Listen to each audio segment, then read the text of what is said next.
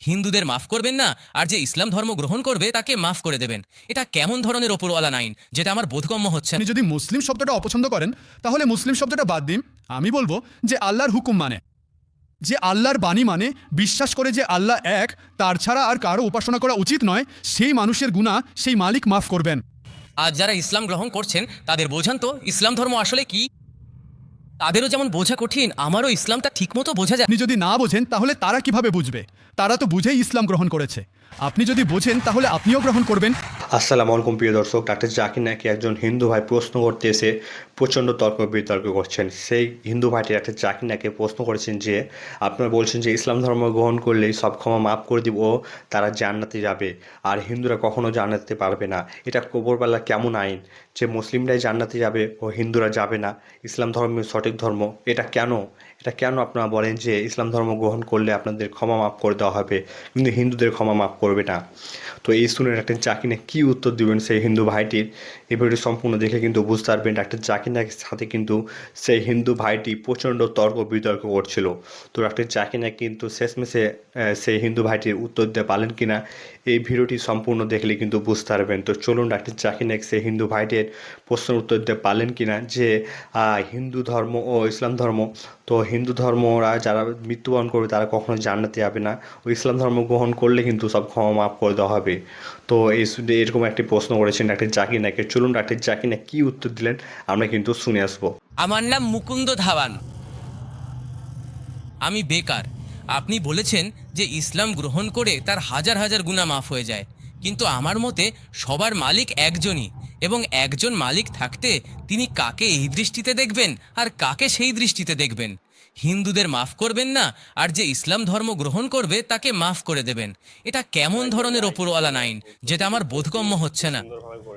খুব ভালো প্রশ্ন, খুব ভালো প্রশ্ন। মালিক একজন হলে সব মানুষের জন্য বিচারও একটাই হয়। খুব ভালো প্রশ্ন, খুব গুরুত্বপূর্ণ প্রশ্ন। ভাইয়ের প্রশ্ন হলো, এটা কি শুধু কোনো দিকের মুসলমানদেরই মাফ করে, হিন্দুদের নয়? মাফ করে। আমি আপনাকে বলেছি যে মানুষ শুধু নামেই মুসলমান, তার নাম মোহাম্মদ, আবদুল্লাহ, জাকির হলেও সেটাই জান্নাতে যাওয়ার জন্য যথেষ্ট নয়। মুসলিম মানে সেই মানুষ যে শান্তি অর্জন করে, নিজের ইচ্ছা, নিজের খেয়াল, নিজের মালিকের আদেশ অনুযায়ী কাজ করার পর যে মানুষ তার মালিকের হুকুম মানে, সেই আসল মানুষ। সে নামেই কি সেটা আমার কোনো ব্যাপার না। এখানে আমি বলছি যে মানুষ আল্লাহ ছাড়া অন্য কারো সাথে শিরক করছিল, আজ সে শিরক ছেড়ে দিয়েছে, আজ তার গুনাহ মাফ হয়ে যাবে। যেই হন না কেন, আপনিও যদি বলেন যে আমি শিরক করা ছেড়ে দেব, আল্লাহ ছাড়া আর কারো ইবাদত করব না, যেটা হিন্দু ধর্মগ্রন্থে লেখা আছে, এবং আমি মানব শেষ নবী মোহাম্মদকে, আপনি খ্রিস্টান হন, হিন্দু হন কিংবা ইহুদি হন, আজ যদি আপনি আপনার মালিকের কথা মানেন তাহলে আপনার মালিক আপনাকে মাফ করে দেবে। কিন্তু আপনি যদি বলেন আমার মালিক একজন কিন্তু মালিকের কথা না মানেন, তাহলে মালিক কিভাবে আপনাকে মাফ করবে? উদাহরণস্বরূপ, একটি পরীক্ষা হয়। শিক্ষক সব ছাত্রের জন্য সমান। শিক্ষক 1 বছর ধরে সব ছাত্র, সব শিক্ষার্থীদের শিক্ষা দেন। সবাই সমান, কিন্তু পরীক্ষায় সেই ছাত্র যাকে শিক্ষক পুরো বছর ধরে পড়িয়েছেন, শিক্ষক যা শিখিয়েছেন সেই অনুযায়ী পরীক্ষার খাতায় লিখলে সে পাশ করবে। আর যে ছাত্র শিক্ষক যা শিখিয়েছিলেন তার বিপরীতে কাজ করে, তাহলে শিক্ষক কি তাকে পাশ করাবে? সে হিন্দু, মুসলিম, খ্রিস্টান যাই হোক না কেন, শিক্ষক যা শেখান সেই অনুযায়ী যদি ছাত্র পরীক্ষা দেয়, সে পাশ করবে। আপনার মালিক, আমাদের মালিক একজনই। সব কিতাবে লেখা আছে, হিন্দু ধর্মগ্রন্থে, ইহুদি ধর্মগ্রন্থে, খ্রিস্টান ধর্মগ্রন্থে, ইসলাম ধর্মগ্রন্থে, শিখ ধর্মগ্রন্থে মালিক একজনই। মালিক ছাড়া আর কারো উপাসনা করা উচিত নয়।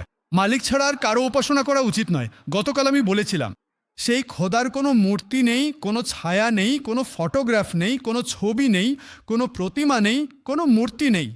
তাহলে যদি আপনি মূর্তি দেন, তাহলে আপনি মালিকের কথা মানছেন না। আর যদি আপনি মালিকের কথা মানেন, আপনার নাম যাই হোক, মোহন হোক, যাই হোক, শঙ্কর হোক বা আবদুল্লাহ হোক, যদি আপনি মালিকের কথা মানেন, তাহলে আপনি সত্যি সেই মালিকের বান্দা। যদি আপনি মালিকের কথা মানেন তাহলে আপনার গুনাহ মাফ হয়ে যাবে। তো আমি আরবিতে বলছি, মুসলিম শব্দটা অনেকেই অপছন্দ করেন। যদি অপছন্দ করেন তাহলে আমি মুসলিম শব্দটা বাদ দিচ্ছি। আমি বলছি যে কোনো মানুষ যে তার মালিকের কথা মানে, আরবিতে তাকে বলা হয় মুসলিম। কিন্তু আপনি যদি মুসলিম শব্দটা অপছন্দ করেন তাহলে মুসলিম শব্দটা বাদ দিন। আমি বলবো যে আল্লাহর হুকুম মানে, যে আল্লাহর বাণী মানে, বিশ্বাস করে যে আল্লাহ এক, তার ছাড়া আর কারো উপাসনা করা উচিত নয়, সেই মানুষের গুনাহ সেই মালিক মাফ করবেন। আপনি যদি আপনি বিশ্বাস করেন যে আল্লাহ ছাড়া আর কাউকে ডাকা উচিত নয়, আপনি বিশ্বাস করেন। হ্যাঁ, আপনি কি বিশ্বাস করেন না? আপনি বিশ্বাস করেন মূর্তি পূজা ভুল? আপনি বিশ্বাস করেন যে মূর্তি পূজা ভুল? আপনি বিশ্বাস করেন যে শেষ নবী আছেন? বিশ্বাস করি না। যেমন শিব শঙ্করকে পয়গাম্বর বলা হয়, যেমন সাইবাবাকে, এরা সবাই যারা পয়গাম্বর হয়ে গেছেন, এভাবে এক একজন ফেরেশতা এভাবে আসতে থাকেন। আপনি কি আমার 15 তারিখের বক্তৃতা শুনেছেন? আমি শুনিনি। আসলা সালামের কথা বিভিন্ন ধর্মীয় বইয়ে উল্লেখ আছে। আপনি আমার সেট সংগ্রহ করুন, আমার বক্তৃতা আছে মোহাম্মদ সাল্লাল্লাহু আলাইহি ওয়াসাল্লামের কথা বিভিন্ন ধর্মীয় বইয়ে। এতে আমি প্রমাণ করেছি ধর্মীয় বইগুলো পরিবর্তিত হওয়ার পরেও সব ধর্মীয় বইতে এটা লেখা আছে। সবাই সেই শেষ নবীর নামেই বিশ্বাস করে, যার নাম মোহাম্মদ সাল্লাল্লাহু আলাইহি ওয়াসাল্লাম। আপনি কি হিন্দু ধর্মের অনুসারী? হিন্দু ধর্মগ্রন্থে লেখা আছে ভবিষ্যৎ পুরাণ পর্ব 3 খণ্ড 3 অধ্যায় 3 শ্লোক 5 থেকে আকে লেখা আছে মোহাম্মদের ভবিষ্যৎবাণী। আপনি পড়লে দেখবেন ভবিষ্যৎ পুরাণ পর্ব 3 খণ্ড 3 অধ্যায় 3 শ্লোক 10 থেকে 27-এও মোহাম্মদের উল্লেখ আছে। আপনি কুন্তম সূত্র পড়ুন, অথবা বেদে লেখা আছে বই নম্বর 20 হিম নম্বর 127 শ্লোকান্ত নম্বর 1 থেকে 14 এ মোহাম্মদ সাল্লাল্লাহু আলাইহি ওয়াসাল্লাম সম্পর্কে লেখা আছে। আপনি পড়ে দেখুন।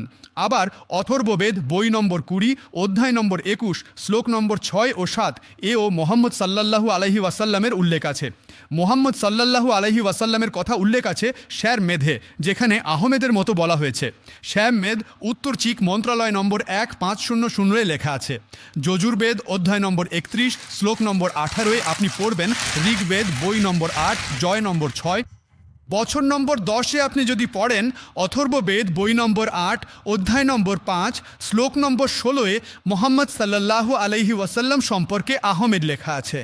আবার অথর্ববেদ বই নম্বর 20 হিম নম্বর 126 বছর নম্বর 14-এ অনেক জায়গায় লেখা আছে নারাহংসা নারাজহংসা, অর্থাৎ সেই ব্যক্তি যিনি প্রশংসার যোগ্য। এর আরবিতে অনুবাদ হয় মোহাম্মদ সাল্লাল্লাহু আলাইহি ওয়াসাল্লামের নামেই উল্লেখ আছে।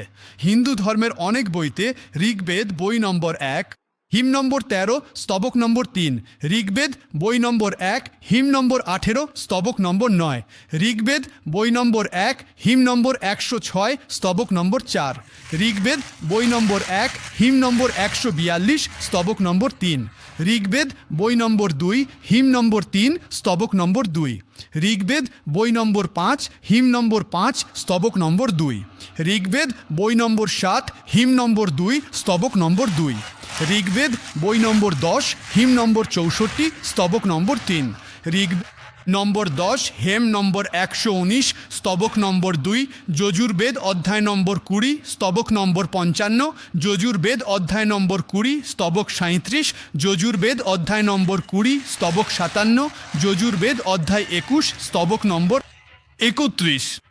আমি শুধু আপনার বইগুলো থেকে ঘন্টার পর ঘন্টা ধরে শুধু রেফারেন্স দিতে পারি যেখানে লেখা আছে মাখরি একজন নবী। আজ যারা ইসলাম গ্রহণ করছেন তাদের বোঝান তো ইসলাম ধর্ম আসলে কি। মুসলিম ভাইদেরকে তাদেরও যেমন বোঝা কঠিন, আমারও ইসলামটা ঠিকমতো বোঝা যাচ্ছিল না। বলা হয় যারা ইসলাম গ্রহণ করছেন তাদের বোঝান ইসলাম ধর্ম আসলে কি। আপনি যদি না বোঝেন তাহলে তারা কিভাবে বুঝবে? তারা তো বুঝেই ইসলাম গ্রহণ করেছে। আপনি যদি বোঝেন তাহলে আপনিও গ্রহণ করবেন। এই 10 দিনের রোজার কনফারেন্সের মূল উদ্দেশ্যই ছিল সবাইকে বোঝানো ইসলাম আসলে কি।